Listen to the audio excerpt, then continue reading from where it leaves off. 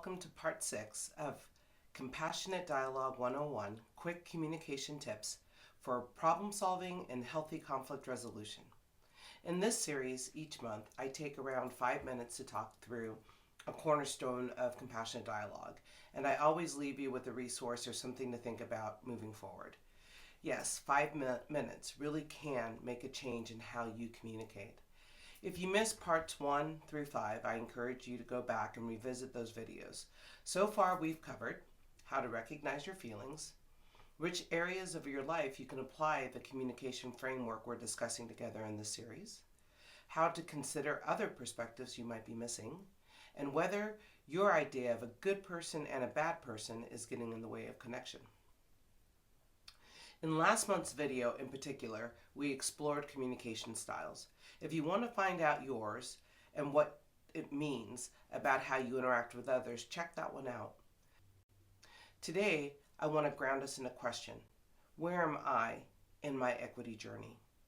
This is important because part of making progress in our compassionate dialogue journey is understanding where we're starting from on the equity front. That understanding is foundation that allows us to build and be a part of communities of belonging.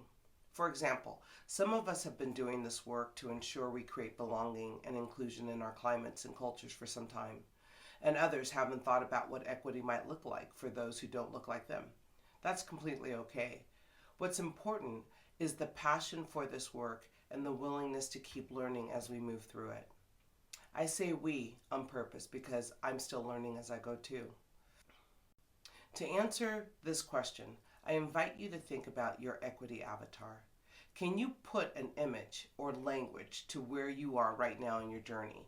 As you think about what you choose, give yourself grace and understanding. This might all be new to you, and that's okay.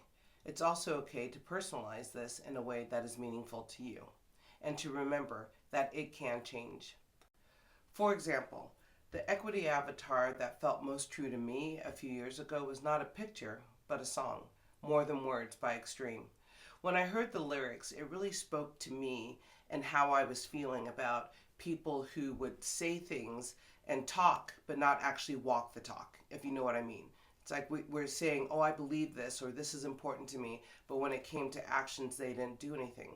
And so for me, More Than Words really exemplified that. It's like more than words to tell me that you love me, right? So you show me. Today, though, my avatar is an image, and it's an image of two trees that have separate root systems, but the root systems are meeting at the bottom underneath the ground. And it's beautiful to me because it really exemplifies that while it looks like we're separate and not connected, that really underneath we actually share more foundation and more core values than we believe. And so I invite you now to think about what might be your equity avatar in this moment. To find out, do an online search, browse a magazine, or scan your favorite playlist for what speaks to you. Then write it down somewhere. If you feel comfortable, I'd love for you to share your avatar with me. You can also use it as a conversation starter to open up a meaningful dialogue with someone.